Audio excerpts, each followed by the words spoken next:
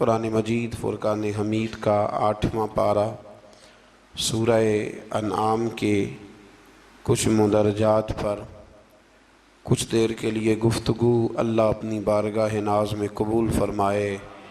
اللہ کریم ہمیں قرآن مجید کی لذت عطا فرمائے، قرآن مجید کے ذائقوں سے اللہ تعالی ہمیں آشنا فرمائے۔ کفار جو تھے وہ رسول اللہ صلی اللہ علیہ وسلم سے طرح طرح کے مطالبات کرتے تھے کہ ہم اس وقت ایمان لائیں گے جب فرشتے ہمارے پاس اتر کے آئیں گے، یا برزخ اور آخرت کے بارے میں جو باتیں آپ ہمیں بتاتے ہیں وہ ہمارے لوگ وہ کہا کرتے تھے کہ لوگ مر جائیں، مر کے زندہ ہوں، ہمیں آ کے بتائیں گے تو پھر ہم وہ باتیں مان لیں گے اور آپ کے دعووں کی تصدیق کریں گے۔ تو قرآن مجید کے 8ویں پارے کی پہلی آیات مبارکہ میں بالکل شروع میں اللہ نے فرمایا یہ تو دعوے جہالت پر مبنی ہے۔ یہ تو جہالت ہے نا کہ آپ کہیں کہ یہ سارا کچھ پہلے ہمیں کر کے دکھایا جائے۔ دیکھیں نا، برزخ اگر واضح کر دی جائے، قیامت پہلے ہی دکھا دی جائے تو پھر وہ قیامت تو نہ رہی۔ کہتے ہیں جی ہمیں پہلے دکھاؤ، کوئی مار کے آئے ہمیں آ کے بتائے تو پھر وہ دوسرا جہان کیسے رہا؟ تو اللہ کریم نے فرمایا یہ جہالت ہے اور نہ ماننے کے تمہارے بہانے ہیں۔ آپ غور فرمائیں نا کہ ماں کے پیٹ میں 9 مہینے جو شخص رہتا ہے وہ کچھ بتانے کے قابل ہوتا ہے باہر آ کے؟ ایک جہان میں وہ رہا ہے نا، اس نے وقت گزارا ہے۔ تو یہ ان کا بالکل باطل اور جھوٹا دعویٰ تھا۔ اللہ کریم نے اسے جہالت قرار دیا ہے اور ہیلہ بازی قرار دیا ہے۔ آج بھی بہت سارے لوگ کہتے ہیں کہ اگر چیزیں کھل کے ہمارے سامنے آ جائیں تو ہم ماننے کو تیار ہیں۔ تو بھئی جب کھل کے آ جاتی ہیں نا چیزیں تو پھر عذاب بھی ساتھ آتا ہے، پھر کوئی اگر نہیں مانتا تو اسے سزا بھی فوراً ملتی ہے۔ اللہ سمجھنے کی توفیق دے۔ آیت نمبر 113 کے اندر رسول اللہ صلی اللہ علیہ وسلم کو تسلی دیتے ہوئے فرمایا، اور اسی طرح ہم نے ہر نبی کے لیے شیطان انسانوں اور جنوں کو دشمن بنایا ہے۔ شیطان انسان، یہ قرآن مجید نے جملے استعمال فرمایا ہر نبی کے لیے اسی طرح ہم نے شیطان انسانوں اور جنوں کو دشمن بنایا ہے، جو لوگوں کو دھوکے میں ڈالنے کے لیے ایک دوسرے کو خوشنما باتیں، اچھی اچھی باتیں القاء کرتے ہیں، ذہنوں اور دلوں میں اچھی اچھی باتیں چھوڑتے ہیں، اچھی اچھی باتیں، حالانکہ ہوتے وہ دشمن ہیں، ہوتے وہ شیطان ہیں۔ مزید فرمایا کہ وہ اس لیے کرتے ہیں تاکہ منکرین آخرت کے دلوں کو اپنی طرف مائل کر لیں۔ وہ خود لوگوں کو یہ بہانے سکھاتے ہیں اور خوشنما باتیں۔ آج بھی بہت سارے لوگ انسانی روپ میں آ کر کے لوگوں کو مختلف قسم کی باتیں بتلا کے انہیں گمراہ کرنے کی کوشش کرتے ہیں۔ ہمیں یہ سمجھ لینا چاہیے کہ بات انسان کی نہیں دیکھنی، سامنے والا کیا کہہ رہا ہے یہ نہیں ہم نے دیکھنا، ہم نے تو یہ دیکھنا ہے کہ رب کیا فرماتا ہے اور اللہ کے رسول کیا فرماتے ہیں۔ اللہ رسول کے فرمان کی روشنی میں جو شخص بات کرے گا اس کی بات کو قبول کیا جائے گا۔ آیت نمبر 118 سے لے کر 119 میں فرمایا کہ جس حلال جانور پر ذبح کے وقت اللہ کا نام نہ لیا جائے اسے نہ کھاؤ، اور جس پر نام لے لیا جائے اسے کھا لو۔ اور فرمایا کہ یہ جو حرام جانور ہے ان کی تفصیل ہم نے کھول کے بیان کر دی ہے، یہ تمہارے لیے جائز نہیں ہے۔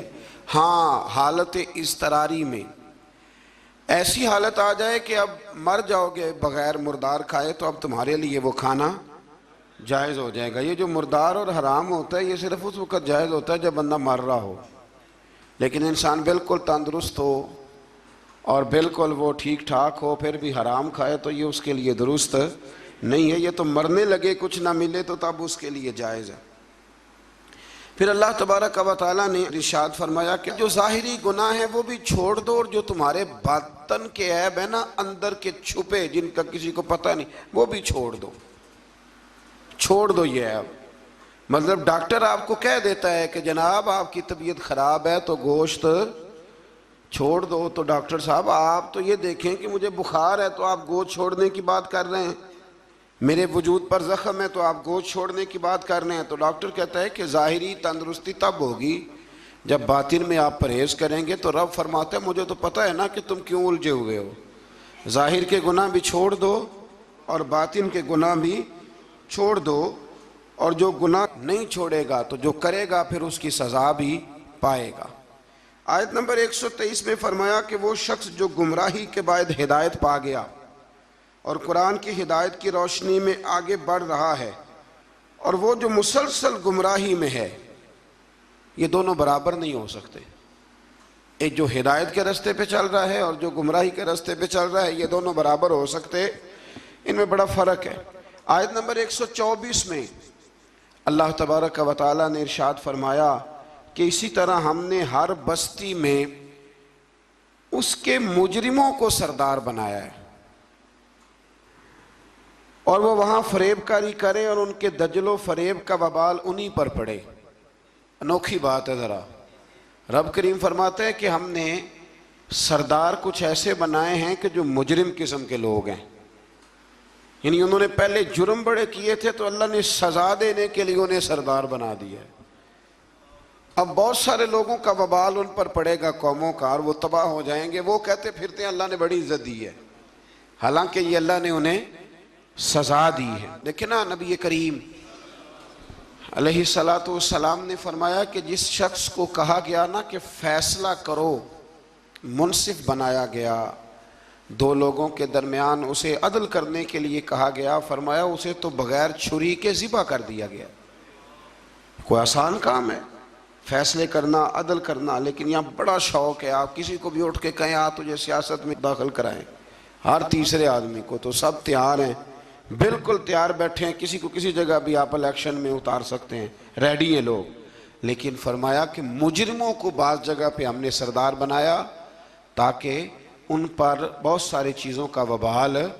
یہ قرآن پاک ہے، یہ 8واں سپارہ ہے، یہ سورہ انعام پڑھ رہا ہوں، یہ آیت نمبر 124 ہے، اور اس آیت کی اینک لگا کے پھر آپ دیکھیں کہ کتنے کتنے بڑے مجرم دنیا میں حکمران بنے ہوئے ہیں۔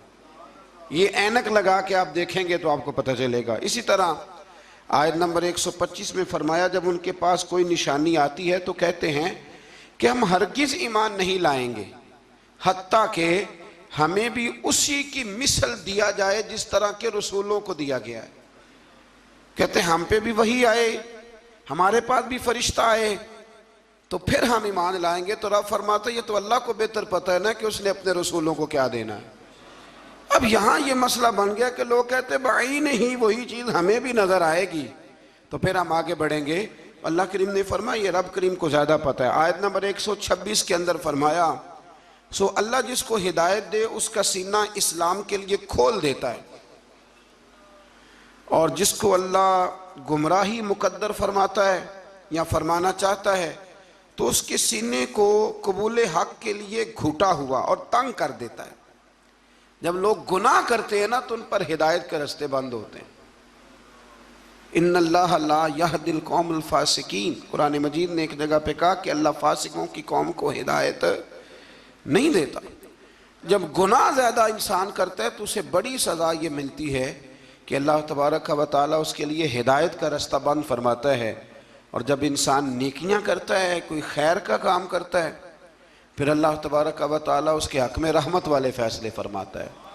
شیخ شہاب الدین سہروردی رحمۃ اللہ علیہ کا میں ایک کال پڑھ رہا تھا، کسی نے ان سے کہا کہ آپ اپنے آپ کو کیسا محسوس کرتے ہیں؟ تو فرماتے ہیں رب کو کوئی نیکی پسند آ گئی تھی تو اس نے مجھے ماں باپ بھی بڑے شانوں والے دیے، استاد بھی بڑے شاندار دیے، اور پھر رب نے میری غوث اعظم شیخ عبد القادر جیلانی سے ملاقات بھی کرا دی۔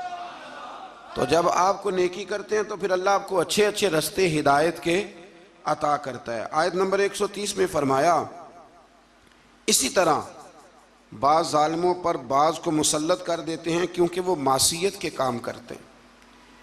کئی دفعہ ظالم پر ظالم بھی مسلط ہو جاتا ہے، کئی دفعہ ظالم پر جب آنکھیں کھلتی ہیں تو انہیں سمجھ آتی ہے اوہو یہ تو مجھ سے بھی بڑا ظالم ہے، تو مل جاتے ہیں۔ اللہ سچی توبہ کی توفیق عطا فرمائے۔ اسی طرح آیت نمبر 131 اور 32 میں اتمام حجت کے لیے اللہ کریم نے فرمایا کہ اے جنات اور انسانوں کے گروہ، کیا تمہارے پاس رسول نہیں آئے تھے جو تم پر میری آیات بیان کرتے اور تمہیں اس قیامت کے دن کی ملاقات سے ڈراتے وہ کہیں گے ہم خود اپنے خلاف گواہی دیتے ہیں، خود کہیں گے کہ ہاں ہاں ہم گواہی دیتے ہیں کہ ہم نے غلط کیا، اور انہیں دنیا کی زندگی نے فریب میں مبتلا کر رکھا ہے۔ یہ گواہی اس وجہ سے دی گئی کہ آپ کا رب بستیوں کو ظلماً ہلاک کرنے والا نہیں ہے۔ فرمایا پہلے اللہ ان سے گواہی طلب کرے گا کہ رسول آئے، تمہیں ڈرایا، وہ مانیں گے، اور قرآن یہ فرماتا ہے کہ اپنے خلاف گواہی دیں گے۔ اب اللہ تبارک و تعالیٰ انہیں سزا دے گا، اللہ کسی پر ظلم نہیں کرتا۔ آیت نمبر 137 میں مشرکین عرب کی جہالت کا ذکر ہے۔ جو فصل اللہ تعالیٰ اگاتا ہے اور جو مویشی اللہ پیدا فرماتا ہے، ان میں اللہ تعالیٰ کے ساتھ بتوں کو شریک کرتے، بلکہ بتوں کے حصے کو ضروری اور مقدس سمجھتے۔ اسی طرح اولاد کو قتل کرنا بھی مشرکین کی جہالت ہے۔ آیت نمبر 140 اور 141 میں اس بات کا بیان ہے کہ کفار و مشرکین نے زمانہ جاہلیت میں اپنے جانوروں اور اپنے کھیتوں کو 3 حصوں میں تقسیم کر دیا تھا۔ تو ان آیات میں اللہ نے فرمایا 3 حصوں میں انہوں نے بانٹ دیا تھا۔ وہ مویشی اور کھیت جن کے متعلق وہ کہتے تھے کہ ان سے نفع اٹھانا کسی شخص کے لیے جائز نہیں ہے، یہ ان کے باطل معبودوں اور بتوں کے لیے مخصوص ہیں، ان کو وہی شخص کھا سکتا ہے جس کو ہم کھلانا چاہیں، اور ان کو صرف وہی مرد کھا سکتے ہیں جو بتوں کی خدمت پر مامور ہوں۔ ایک پورا وہ ماحول بناتے تھے کہ یہ جی صرف وہ کھائیں گے جو بت خانے کے محافظ ہیں، اور کوئی نہیں کھا سکتے، عورتیں بھی نہیں کھا سکتی تھیں۔ اسی طرح بعض مویشیوں کو بتوں کے لیے خاص کر کے ان پر سوار ہونا اور سامان لادنا انہوں نے حرام کر دیا تھا کہ یہ جی ہمارے بت کے نام کا جانور ہے، نہ اس پر سامان رکھنا ہے اور نہ ہم نے اس کو کھانا ہے۔ اور بعض جانوروں پر وہ ذبح کے وقت اللہ کا نام ہی نہیں لیتے تھے، یعنی ان کو بتوں کے نام پہ ذبح کر کے ان کا استعمال ممنوع قرار دیتے تھے۔ قرآن نے بتایا کہ یہ ان کی خود ساختہ باتیں۔ ہمارے اندر یہاں فرق کرنا بڑا ضروری ہے۔ جب ہم کوئی جانور کسی مخصوص کام کے لیے مخصوص کرتے ہیں تو وہ دراصل اللہ کے لیے ہی ہوتا ہے۔ کسی بزرگ کو صرف اس کا اصحال ثواب ہو سکتا ہے، اس سے زیادہ اس کی کوئی حیثیت نہیں ہے۔ جس طرح آپ کہتے ہیں کہ ولیمے کے لیے بکرا رکھا ہوا ہے، عقیقے کے لیے رکھا ہوا ہے، ہاں کچھ باتیں غلط ہیں، وہ نہیں ہونی چاہیے۔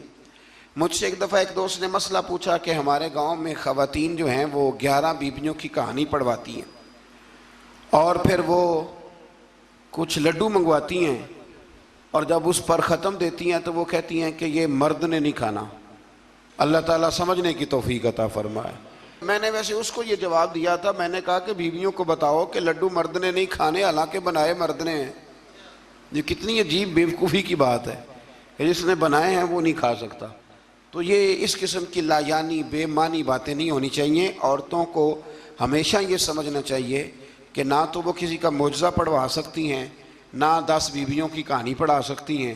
انہوں نے جب بھی پڑھانی ہے سورہ یاسین پڑھوانی ہے، سورہ رحمان پڑھوانی ہے، سورہ ملک کی تلاوت کرانی ہے، سورہ بقرہ پڑھانی ہے، قرآن مجید کو پڑھانا ہے۔ اور بڑا دل کرے کہ قرآن مجید کے بعد بھی ہم نے کچھ پڑھانا ہے تو پھر وہ میرے رسول اللہ پہ درود پاک پڑھوائیں، پھر نبی کریم کی ذات پر درود شریف پڑھائیں۔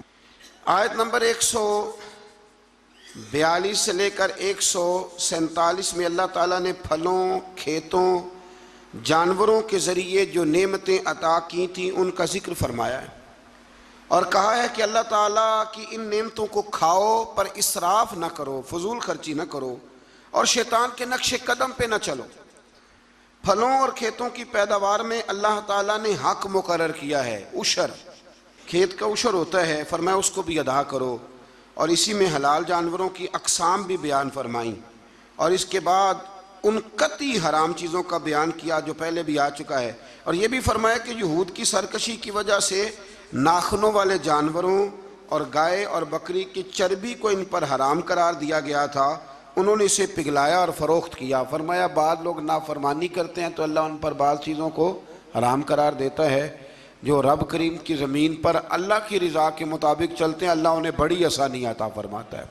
آپ یقین کریں کبھی جب ہم پڑھتے ہیں نا پرانی قوموں کے حالات اور ان کے معاملات اور پھر امت مسلمہ کو دیکھتے ہیں تو آپ یقین کریں اللہ تعالیٰ نے ہمیں بڑا ہی آسان دین عطا فرمایا، بڑی آسان شریعت اور بڑا میٹھا ٹھنڈا طریقہ دین پر عمل کرنے کا۔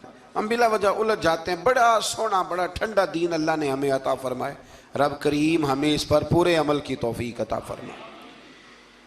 آیت نمبر 149 میں فرمایا کہ ہر دور کے منکرین جو انکار کرنے والے تھے ایک نفسیاتی حربے کو بیان کیا۔ وہ جو کچھ بھی کر رہے ہیں کہ یہ اللہ کی مشیت ہے، اگر وہ نہ چاہتا تو ہم یہ سب کچھ نہ کر پاتے۔ یہ اکثر لوگ کہتے ہیں کہ اگر اللہ نہ چاہتا تو ہم یہ کام نہ کرتے۔ یہ ایک نفسیاتی حربہ ہے کہ اللہ نے طاقت دی ہے نا جی، تو یہ ایک نفسیاتی، اس کا بیان اللہ کریم نے یہاں ان آیات مقدسہ میں فرمایا۔ در حقیقت بات یہ ہے کہ اللہ کی مشیت اور ہے اور اس کی رضا اور ہے۔ مثلا مجرم کو سزا دینا اس کی مشیت ہے، لیکن اس کی رضا میں ہے کہ کوئی اس کی نافرمانی نہ کرے۔ اگر سب کو جبری طور پر اطاعت کے رستے پر ڈالنا اللہ تعالیٰ کی مشیت ہوتی تو پھر کسی کی مجال نہ ہوتی کہ اس کا حکم نہ مانے۔ لیکن نا مشیت اور ہوتی ہے، رضا اور ہوتی ہے۔ اللہ کی یہ رضا نہیں کہ اس کے بندے دوزخ میں جائیں، لیکن اس نے قانون بنایا ہے کہ اگر تم نافرمانی کرو گے تو دوزخ میں، تو یہ رضا نہیں، یہ اللہ کی مشیت۔ تو یہ اللہ نے طاقت نہیں دی لوگوں کو، اس لیے نہیں دی تھی کہ وہ ظلم کریں، لیکن اگر انہوں نے ظلم کیا ہے تو اب انہیں سزا بھی ملے گی۔ تو یہ شخص نہ کوئی کہے کہ وہ اللہ کی دی ہوئی طاقت سے معاذ اللہ، یہ بہت سارے لوگ بیوقوفی والی باتیں کرتے ہیں۔ ایک دفعہ بزرگوں نے لکھا ہے کہ ایک شخص جو تھا وہ کسی کے باغ سے روز پھل توڑ کے کھا جایا کرتا تھا، تو مالک بڑا سیدھا سادہ تھا، تو مالک اس کو کہتا کہ بھئی تو روز میرے باغ سے پھل توڑ کے کھاتا ہے، تو وہ کہتا باغ بھی اللہ کا ہے، زمین بھی اللہ کی ہے، اور میں بندہ بھی اللہ کا ہوں۔ وہ چپ کر جاتا، سادہ آدمی تھا۔ بہت سارے لوگ کہتے ہیں نا جی آ کے، ایک صاحب مجھے کہنے لگے جی کل میرے ساتھ بڑا عجیب معاملہ ہوا، ایک بندے نے مجھے کہا تجھے قسم ہو اللہ کی جو جیب میں ہے سارا کچھ دے دے، اور میں نے کہا نہیں دینا چاہیے۔ تو وہ مجھے مشورہ دینے لگا، کہنے لگا حضرت جی اس نے اللہ کی قسم دی تھی۔ تو میں نے کہا مکان کتنے مرلے کا تیرا؟ کہنے لگا ہے 10 مرلے کا۔ کتنے کا ہے؟ کہنے لگا جی اللہ کا شکر ہے 60-70 لاکھ کا ہوگا۔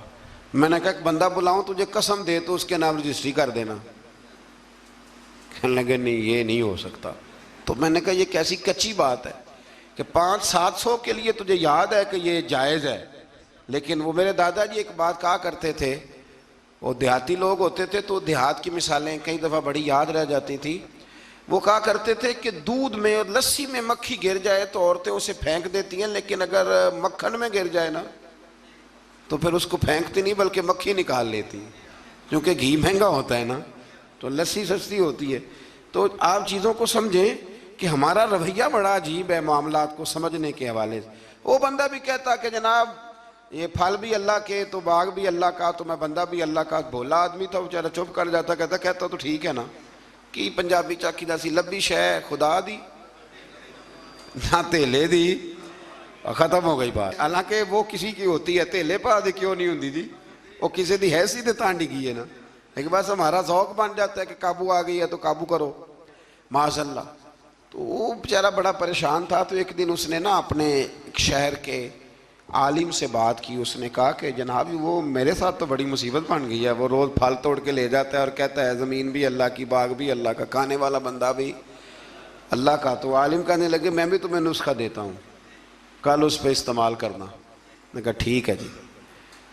وہ وقت پہ آ گیا باغ کا مالک، تو جب وہ آیا نا پھل توڑنے، اس نے پھل بڑے سیر ہو کے کھائے، اس نے کھانے کا موقع دیا۔ جب وہ فارغ ہو گیا اس نے اس کو رسی کے ساتھ درخت کے ساتھ باندھ لیا اور ڈنڈا پکڑ لیا، اور جب مارنے لگا تو کہنے لگا یہ کیا؟ کہنے لگا یہ چھڑی کی توفیق بھی اللہ کی، رسا بھی اللہ کا، باندھنے والا بندہ بھی اللہ کا، اب تجھے جو پھینٹی لگے گی وہ بھی اللہ کی دی ہوئی طاقت سے لگے گی معاذ اللہ، اب تو کھا۔ وہ کہنے لگا معاف کر دو، آج کے بعد یہ کام نہیں کروں گا۔ تو کہتے ہیں جی مشیت جی اللہ کی، اللہ نہ کرتا معاذ اللہ تو ہم، تو یہ ایک نفسیاتی جھوٹ ہے، اس کو آپ سمجھ لیں، آپ اس پر غور فرمائیں۔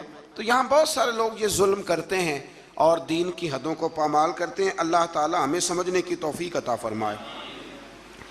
آیت نمبر 152 سے لے کر 161 تک میں اللہ تعالیٰ نے فرمایا، غالباً 9 باتوں کا حکم دیا ہے۔ سب سے پہلے ارشاد فرمایا کہ اللہ کے ساتھ کسی کو شریک نہ ٹھہرانا۔ دوسرے نمبر پہ فرمایا والدین کے ساتھ اچھا سلوک کرنا۔ تیسرے نمبر پہ فرمایا تنگ دستی کے خوف سے اولاد کو قتل نہ کرنا۔ اب تو بڑے بڑے لوگ عالم فاضل ہو کے کہتے ہیں بچے تھوڑے پیدا کرو، حالانکہ میرے نبی کریم علیہ السلام نے فرمایا اس عورت سے نکاح کرنا جو محبت زیادہ کرنے والی ہو اور بچے زیادہ پیدا کرنے والی ہو۔ تو یہاں معیار کیا ہے؟ تنگ دستی کے خوف سے اولاد کو قتل نہ کرو، اور فرمایا ظاہری اور چھپی ہوئی ہر قسم کی فحاشی سے بچو، اور نمبر 5 پہ فرمایا قتل ناحق نہ کرو، نمبر 6 پہ فرمایا یتیم کا مال ناجائز طریقے سے نہ کھاؤ، اور نمبر 7 فرمایا لین دین میں ناپ تول پورا کرو، 8 پہ فرمایا بلا تمیز سب کے ساتھ انصاف کرو، اور نمبر 9 میں ارشاد فرمایا کہ اللہ کے ساتھ کیے ہوئے وعدے کی پاسداری بھی کرو۔ تو اللہ تبارک و تعالیٰ نے ان 9 چیزوں کو بیان کیا، اور سمجھ لیں یہ خلاصہ بیان کیا میرے رب کریم نے، یہ پورے دین کا خلاصہ ہے۔ اور یہ ساری چیزیں بیان کرنے کے بعد ارشاد فرمایا کہ یہی سیدھا راستہ ہے، گروہ بندی چھوڑ کر اسی راستے کی پیروی کرو، اور کتاب الہی کے احکام کو ملحوظ خاطر رکھو، اور جو لوگ ایمان لانے کے لیے نشانیاں طلب کرتے ہیں ان کے پاس فرشتے آئیں یا اللہ تعالیٰ خود آئے یا اس کی کوئی نشانی آئے، قرآن نے بتایا کہ جس دن عالم غیب کی نشانیاں آئیں گی تو پھر ان منکرین کے لیے ایمان لانا بھی نفع بخش نہ ہوگا۔ جو دیکھ کر کلمہ پڑھے گا فرعون کی طرح، اس کا کلمہ پھر قابل قبول نہیں ہوگا۔ یہ تو قابل قبول تب ہی ہے کہ یؤمنون بالغیب، کہ تو بغیر دیکھے ایمان لے آ۔ اور یہ بھی فرمایا کہ اے رسول جنہوں نے دین کو گروہوں میں بانٹ دیا ہے آپ کا ان سے کوئی تعلق نہیں ہے، جنہوں نے بانٹ دیا اللہ تبارک و تعالیٰ کے دین کو، یہودیوں نے عیسائیوں نے تقسیم کر دیا۔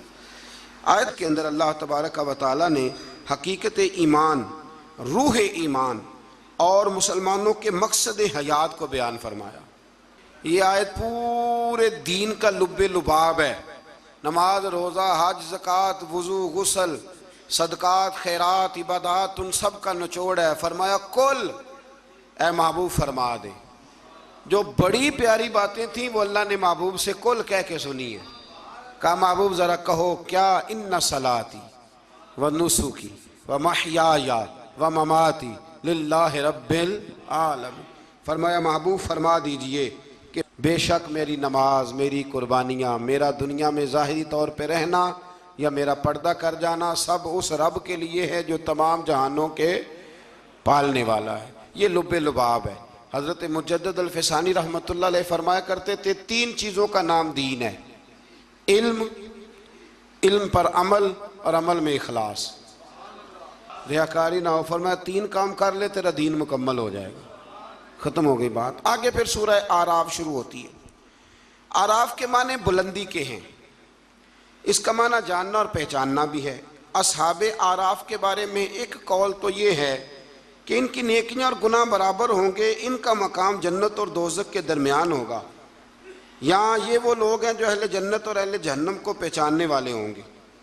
یہ اعراف والے نا، ایک جنتی ایک جہنمی، اور درمیان میں اعراف، یعنی جس کی ایک گناہ زیادہ ہو گئے تو جہنم میں گیا، اور جس کی نیکیاں زیادہ ہو گئی اللہ کے فضل سے وہ تو جو کچھ برابر برابر والے ہیں ان کے لیے مقام اعراف ہے، ان کے لیے مقام اعراف ہے۔ اور کچھ نے لکھا ہے نہیں یہ تو بلند مقام ہے، یہاں تو اللہ فرشتوں اور نبیوں کو جگہ عطا فرمائے گا۔ بعض مفسرین نے یہ قول بھی بیان فرمایا۔ اس سورہ مبارکہ کی ابتدا میں سرکار دو عالم صلی اللہ تعالیٰ علیہ وسلم کو تسلی دی گئی کہ آپ کفار کے ظلم سے، بے وفائی سے اور ان کے سخت رویے سے تنگ دل نہ ہوں، بلکہ آپ اپنا فرض ادا کرتے رہیں اور کتاب مقدس کی تبلیغ بھی آپ کرتے رہیں اور سرگرم ہو کے کرتے رہیں۔ ان سے آپ کو پریشان ہونے کی ضرورت، یعنی اس کا معنی یہ ہے کہ رب کریم آپ کے پیغام کو پوری دنیا میں پھیلا دے گا۔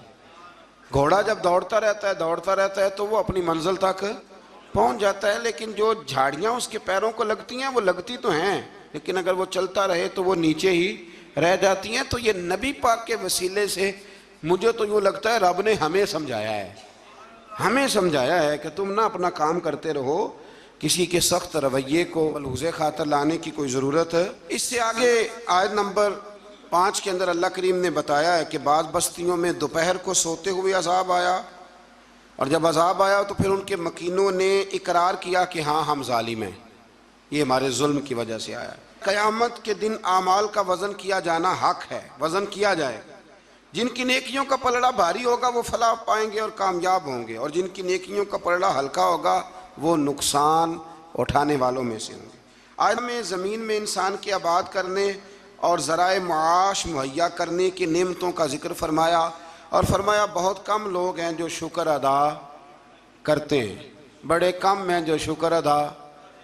اللہ فرماتا ہے شکر ادا کرنے والے تھوڑے ہیں، اور ناشکری کرنے والے، آٹومیٹک بات ہے، ناشکری کرنے والے۔ اچھا وہ کبھی کبھی میں سوچتا ہوں کہ کبھی رجیا بندہ ملے نا، کوئی پیسے ہیں تو پاکستان میں جو لوگ دنیا کے مالداروں میں شامل ہو گئے ہیں نا، پاکستان کے نہیں، ایشیا کے نہیں، دنیا کے مالداروں میں، ان کے کاروبار بھی ابھی جاری ہیں، اور ابھی تو انہوں نے جھاڑو پکڑا ہوا ہے پیسے جمع کرنے کا، سیر ہونے کا کوئی جگہ کوئی مقام۔ آپ یقین کریں، ایک مشورہ چھوٹا سا، اس پہ عمل کر کے دیکھیں، کبھی نہ زندگی میں کبھی اللہ کی رضا کے لیے تھوڑی دیر کے لیے پیسوں کے دولت کے چکر سے نکل کے بھی دیکھیں، فقط شکر والا ذہن بنائیں۔ یعنی میری رائے یہ ہے کہ رمضان المبارک الحمدللہ 2 دن رہ گئے ہیں پہلا عشرہ ختم ہونے میں، یہ 2 دن پورے، صرف 2 دن، زیادہ کی طلب نہیں کرنی، بس جتنے پچھلے ملے ان پہ صرف شکر ہی کرنا ہے۔ اور بھائی سنو، فضل کی طلب تو ہر وقت کرنی ہے، لیکن پچھلے کا شکر ادا کریں۔ لَإِن شَكَرْتُمْ لَأَزِيدَنَّكُمْ، شکر کرنے سے نعمتیں محفوظ ہو جاتی ہیں اور اللہ ان میں اضافہ فرما دیتا ہے۔ اللہ سمجھنے کی توفیق عطا فرمائے۔ آیت نمبر 12 سے لے کر 28 تک پھر حضرت آدم علیہ السلام اور جناب حوا کا واقعہ، پھر شیطان کی وہ ساری بات۔ یہ واقعہ قرآن پاک میں کم و بیش 7 جگہ پہ بیان ہوا ہے۔ یہاں بھی بیان کیا گیا کہ اللہ تعالیٰ نے اس کو کہا سجدہ کر، پر اس نے سجدہ نہ کیا، اور نہ کرنے کے بعد پھر اس نے یہ کیا کہ حضرت آدم علیہ السلام کے پاس گیا اور ان سے بھی اجتہادی خطا کرائی۔ میں جو لفظ بول رہا ہوں اس پر غور کریں، اجتہادی خطا، یہ لفظ آپ نے یاد رکھنا ہے۔ یہ حضور نے فرمایا کہ مجتہد جو ہوتا ہے نا، جو بالغ نظر ہوتے ہیں لوگ، جن کی پوری نظر ہوتی ہے معاملات پہ، وہ اگر کبھی بھول جاتے ہیں تو اس کا مطلب ہے کہ وہ چیزوں کو سمجھنے میں کسی جگہ ان سے اگر بھول ہو گئی تو اللہ اسے ان کی سزا نہیں دیتا، بلکہ وہ ایک اجتہادی خطا ہے، خلاف اولا ہے۔ یہ کام حضرت آدم علیہ السلام سے بھی ہو گیا۔ وہ شیطان نے پھر جا کے ان سے کہا، جب وہ جنت میں چلے گئے تو ان سے جا کے کہنے لگا کہ آپ اگر جس درخت کا پھل کھانے سے اللہ نے روکا ہے، اگر آپ کھا لیں گے نا تو آپ میں حیات ملے گی، کبھی مریں گے نہیں۔ تو پھر وہ پھل انہوں نے کھا لیا۔ پھر آپ اس واقعے کی تفصیلات کو جانتے ہیں۔ ان آیات میں اللہ کریم نے بالخصوص یہ ذکر فرمایا ہے کہ پھر شیطان نے رب کریم سے کہا کہ مجھے مہلت دے تاکہ میں تیرے بندوں کو گمراہ کروں۔ اللہ نے اسے مہلت عطا کی۔ کب تک مہلت دی؟ اللہ تبارک و تعالی نے قیامت تک کے لیے مہلت عطا کی۔ تو میرے بھائی، شیطان مہلت لے کے آیا گمراہ کرنے۔ اب وہ تو آیا تھا گمراہ کرنے، تو اگر ہم اسے پکی دوستی کر لیں، یارانہ ہی کر لیں، ہم اس کو پہچانے ہی نہ اپنے دشمن کو۔ اور قرآن نے درجنوں جگہ پہ کہا کہ صرف دشمن نہیں، تمہارا کھلا ہوا دشمن ہے، اعلانیہ دشمنی کرتا ہے، اسے پہچانیں، اس کا خیال کریں، اس پر توجہ کریں۔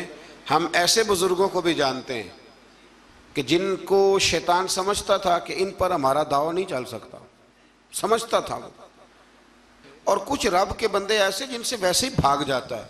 حضور نے فرمایا میرا عمر جس گلی سے گزرے شیطان رستہ ہی بدل جاتا ہے۔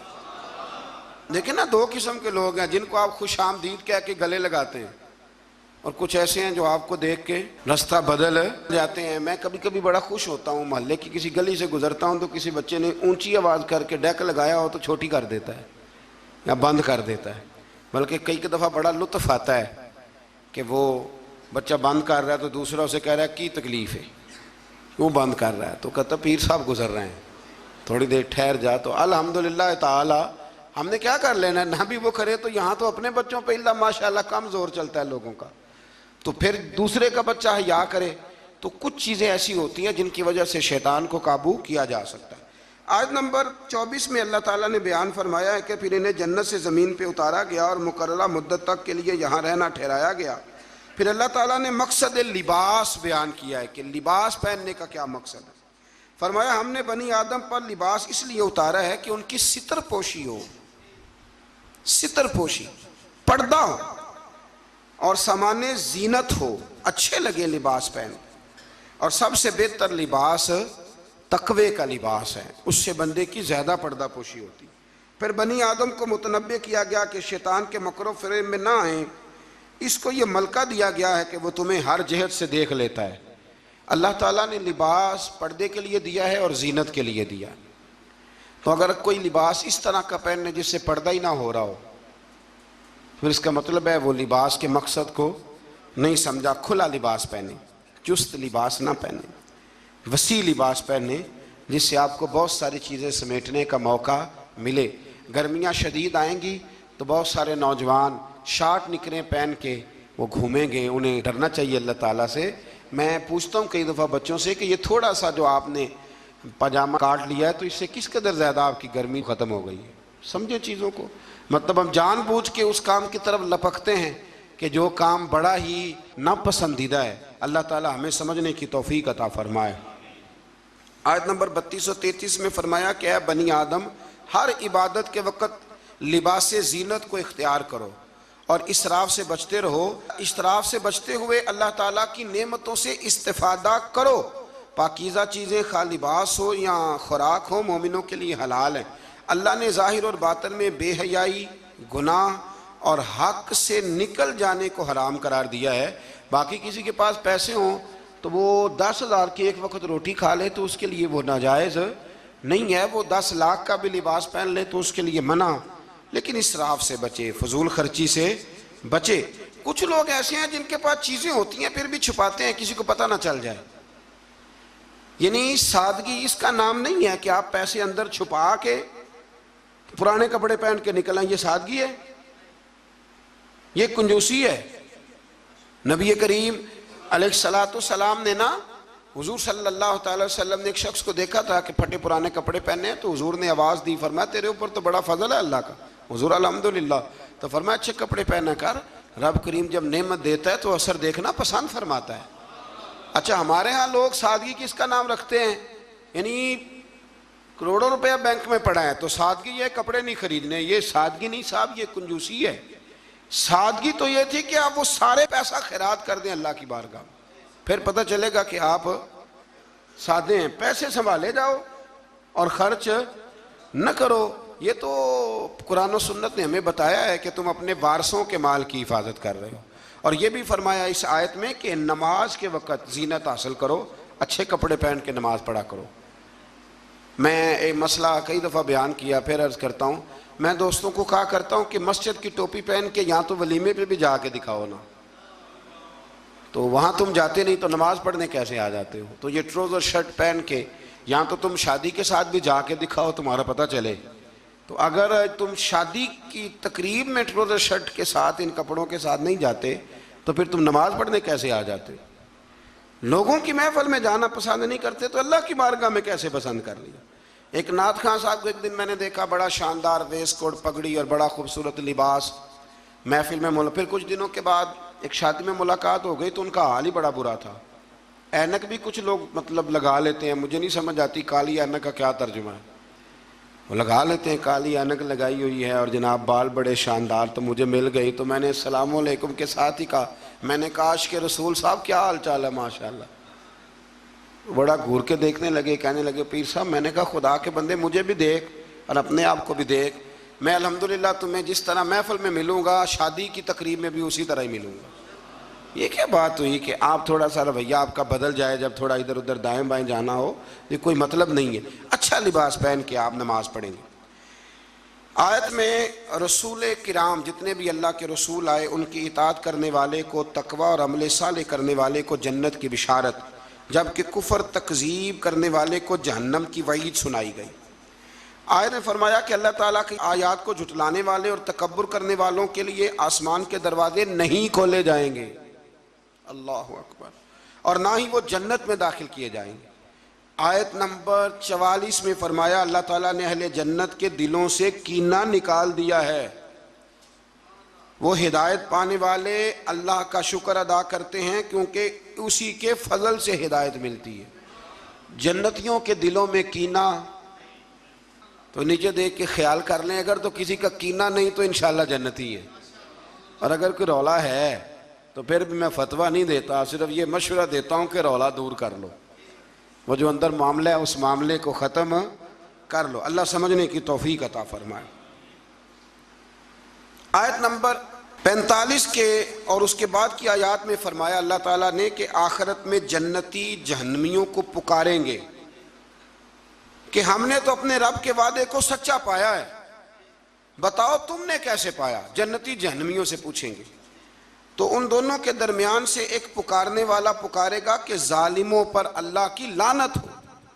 مزید فرمایا کہ جنتیوں اور جہنمیوں کے درمیان حجاب ہوگا، اور اہل اعراف دونوں گروہوں کو ان کی نشانیوں سے پہچانیں گے، اور جنتیوں کو سلام کریں گے اور جہنمیوں سے کہیں گے کہ تمہاری جماعت اور تمہارا تکبر، تمہاری جماعت، وہ جس جماعت کے تم لیڈر تھے، سربراہ تھے، جس برادری کے تم چیئرمین تھے، تمہاری جماعت اور تمہارا تکبر آج تمہارے کسی کام نہ آیا۔ جہنمی جنتیوں سے استدعا کریں گے، گزارش کریں گے کہ ہم پر تھوڑا سا پانی انڈیل دو، تھوڑا سا انڈیل دو، اور جو نعمتیں تمہیں عطا ہوئی ہیں ان میں سے تھوڑا سا ہمیں بھی دے دو۔ مگر اللہ تعالیٰ نے فرمایا کہ یہ چیزیں کافروں پر حرام ہیں، ان کے لیے ہیں ہی نہیں۔ اور جن لوگوں نے دین کو کھیل تماشا سمجھ رکھا ہے، اللہ ان سے فرمائے گا جس طرح تم نے قیامت کے دن کو فراموش کر رکھا تھا، آج ہم تمہیں نظر انداز کر دیتے۔ آیت میں اللہ تعالیٰ کی قدرت کی نشانیوں کا بیان فرمایا، اور اس کے بعد فرمایا اپنے رب کو گڑ گڑا کر چپ کے اس کے عذاب سے ڈرتے رہو، یعنی اپنے رب کو جب پکارو تو گڑ گڑا کے پکارو اور اس کے عذاب سے ڈرتے رہو، اس کی رحمت کے یقین رکھتے ہوئے، اور زمین میں اصلاح کے بعد فساد۔ آیت کے اندر اللہ تعالیٰ نے باران رحمت یعنی بارش کے نظام کے بارے میں بتایا کہ اس کی حکم سے ہوائیں پانی سے بھرے ہوئے بادلوں کو چلا کر لے جاتی ہیں اور بنجر زمین پر برسا کر اس میں اللہ کی نعمتیں پیدا کر دیتی ہیں۔ سبحان اللہ۔ فرمایا ہوائیں بھی میں ہی چلاتا ہوں، بارشیں بھی میں ہی برساتا ہوں، اور تمہاری بنجر زمین کو آباد بھی میں ہی کرتا ہوں۔ تم آتے ہو تو فصل باندھ کے نکل جاتے ہو، پھر کو کہنا عشر دے دو تو کہتا ہے خرچے نہیں پورے ہوندے، پھر سب ادھر الجھ جاتے۔ اسی طرح مردوں کو دوبارہ زندہ فرمائے گا۔ پھر فرمایا کہ اچھی زمین اللہ کے حکم سے سبزہ اگاتی ہے اور خراب زمین باغ و بہار نہیں لاتی۔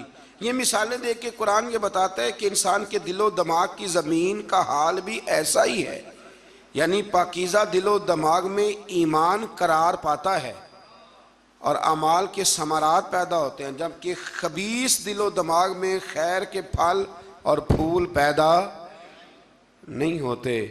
کہتے ہیں جی میں تو بڑا عرصہ رہا ہوں پر مجھے تو وہاں سے کچھ نہیں ملا، تو اگر آپ پلستر کرا کے گئے ہوں دل پہ سیمنٹ کا تو پھر کیسے ملے گا؟ کچھ ایسے بھی ہوتے ہیں، کوئی آیا اور لے کے چلا گیا۔ ہاں، زمین سرسبز و شاداب ہونی چاہیے۔ ابو جال نے نا پکی چپس کرائی تھی، اوپر ٹائلیں لگوائی ہوئی تھی، تو سامنے آیتیں آتی رہیں پر اسے کوئی اثر نہ ہوا۔ خواجہ اویس کرنی نے دیکھا بھی نہیں، زیارت بھی نہیں کی، تو میرے رسول پاک نے فرمایا عمر جبہ لے جانا، شاباشی بھی دینا، جبہ بھی دینا، اور اسے کہنا میری امت کے لیے دعا بھی کرے۔ تو سمجھ لیں چیزوں کو کہ اندر کا بھی تھوڑا سا نا لحاظ رکھیں۔ اللہ سمجھنے کی توفیق عطا فرمائے۔ آیت نمبر 60 میں حضرت نوح علیہ السلام اور ان کی قوم کے حالات بیان کیے گئے کہ ان کی قوم کے سرداروں نے کہا کہ معاذ اللہ آپ تو کھلی گمراہی پہ ہیں۔ سردار نبی کو کہہ رہے ہیں کہ آپ گمراہ ہو گئے، سردار نبی کو۔ اگر حضرت نوح کی قوم کے سردار نبی کو کہہ سکتے ہیں کہ تم گمراہ ہو گئے، تو اگر آج کے سردار کسی مولوی کو کہہ دیں تو ان کو کوئی ٹینشن لینے کی ضرورت، یہ سرداروں کا طریقہ پرانا چلا آ رہا ہے، کہہ دیتے ہیں۔ حضرت نوح علیہ السلام نے فرمایا میں تو اللہ کا رسول ہوں اور میرا کام تمہاری خیر خواہی ہے اور تم تک دعوت حق کو پہنچانا ہے۔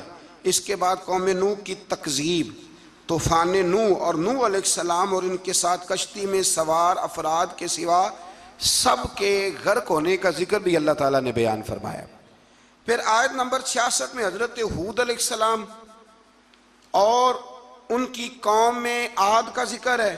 قوم عاد نے بھی اللہ کے نبی پر طعن کیا معاذ اللہ، اور کہا کہ آپ حماقت میں مبتلا ہیں معاذ اللہ، آپ تو احمق ہیں معاذ اللہ ثم معاذ اللہ، نقل کفر نہ باشا۔ پھر ہود علیہ السلام نے اپنی قوم کو وہی جواب دیا جو نوح علیہ السلام نے اپنی قوم کو دیا تھا۔ حضرت ہود نے قوم عاد کو انعامات الہیہ کا شکر ادا کرنے کی تلقین کی، انہوں نے انکار کر دیا، چنانچہ ان پر اللہ کا عذاب اور غضب نازل ہوا۔ آیات الہی کو جھٹلانے والوں کا اللہ تعالیٰ نے دنیا سے صفائی فرما دیا، ختم ہی ہو گئی حضرت ہود کی قوم۔ پھر حضرت صالح علیہ السلام اور ان کی قوم سمود کا ذکر ہے۔ قوم سمود کے مطالبے پر اللہ تعالیٰ نے حضرت صالح کو معجزے کے طور پر چٹان سے حاملہ اونٹنی، یہ بھی انوکھی بات ہے، چٹان سے اونٹنی نکلی اور نکلی بھی حاملہ۔ حاملہ اونٹنی کو پیدا کیا اور انہیں حکم دیا کہ اسے چرنے کے لیے آزاد چھوڑ دیا جائے۔ قوم سمود کے لوگ بڑے طاقتور تھے، یہ نرم زمین میں محلات بناتے اور پہاڑوں کو تراش کر ان میں گھر بناتے تھے، اتنی اللہ نے قوت دی تھی، گویا ان کو اپنی طاقت پر بڑا ناز تھا۔ پھر قوم سمود نے اللہ کے حکم کی نافرمانی کی اور اونٹنی کی کونچیں کاٹ ڈالیں۔ اللہ تعالیٰ نے ان کی سرکشی کی سزا اس طرح دی کہ ان پر رات کو زلزلے کا عذاب آیا، اور صبح وہ اپنے گھروں میں اوندے منہ الٹے منہ مرے ہوئے پڑے تھے۔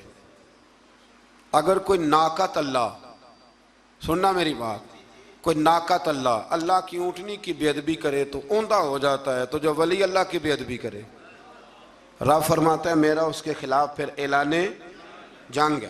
آیت نمبر 81 میں حضرت لوط علیہ السلام اور ان کی قوم کا ذکر ہے کہ وہ بے حیائی میں اپنے زمانے کے سب لوگوں پر سبقت لے گئے، اپنی جنسی خواہش کو غیر فطری طریقے سے پورا کرتے تھے۔ اس کی تفصیل ہے، یہاں وقت نہیں ہے۔ اصل میں یہ جو قوم تھی نا، ان کے پاس باغات تھے بڑے سرسبز و شاداب، تو مہمان بڑے آتے تھے، تو ان کی خواہش تھی کہ مہمان نہ آئیں، بہت زیادہ لوگ آتے تھے، حالانکہ مہمان تو اللہ تعالیٰ کی رحمت ہوتا ہے۔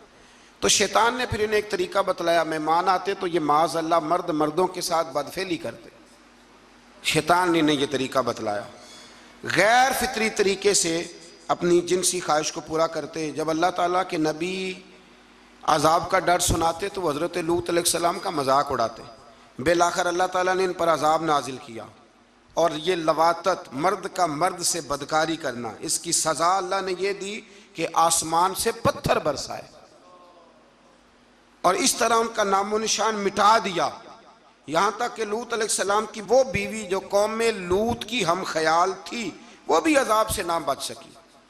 اور صرف حضرت لوط علیہ السلام اور ان کے ساتھ قبیلے کے جو چند نیک لوگ تھے وہ بچے۔ میں نے ایک دفعہ پہلے بھی بات بیان کی تھی، پھر ایک عرض کرتا ہوں، کبھی کبھی نا نوجوان جب موٹر سائیکلوں پہ اکٹھے بیٹھے ہوتے ہیں، یہ قرآن ہے نا جی، یہ کوئی بے حیائی کی بات نہیں، یہ قرآن ہے۔ قرآن اگر اس بات کو بیان کرتا ہے تو اس کا مطلب ہے یہ ضروری کام ہے۔ تو میں جب ان کو دیکھتا ہوں تو کئی دفعہ دل کو بڑی اذیت پہنچتی ہے کہ مطلب سر عام بچے شرارتیں کرتے ہیں اور ایسی غیر اخلاقی حرکتیں کرتے ہیں کہ جو پڑھے لکھے سمجھدار نوجوانوں کو زیب نہیں دیتی۔